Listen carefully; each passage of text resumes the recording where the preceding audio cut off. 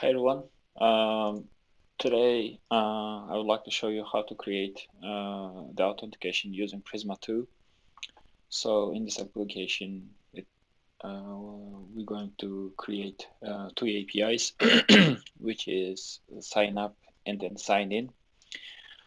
So in sign up invitation, you have to give email, password, and then there is one more um, optional, the name. So let's say this one is John. So when we run the query, so it's going to create the user in the database, and also it's going to return the token. So currently I'm using the Postgres database to store those data. If you refresh this, now you see this John is created in the database.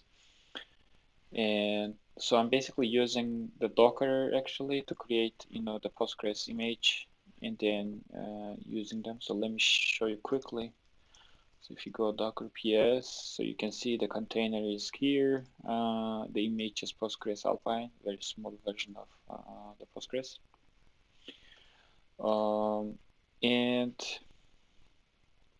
okay, so and then so since we created the John, so you can now use the sign in mutation, which is the API, to sign in the John to the application. So let me make a John example.com, password is test123. If you run this, so now as you can see the token is generated and then the user object is returning, which is the ID, name, email as specified over here.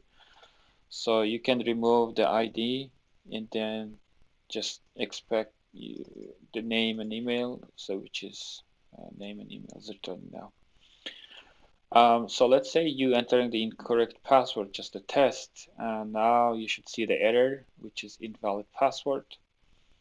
So basically in this series, I'll show you step by step how to create this application from scratch and then how to handle those, the validate password, and if it's not correct, so you can basically, drawing the error and then saying what kind of message you would like to say to the user.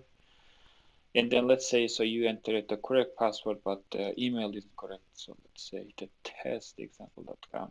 So it's gonna return an error says no such user found by email that test example.com, which is true because we don't have that test example.com, which is user created here. So as you can see, password is encrypted password. So I'll show you in the application, how to encrypt this password and store in the database. And so yeah, it's gonna be a really small kind of application, and I'll show you how to create these APIs, and it's gonna be really fun. Please follow us for the next video to start to create this application from scratch. Thank you.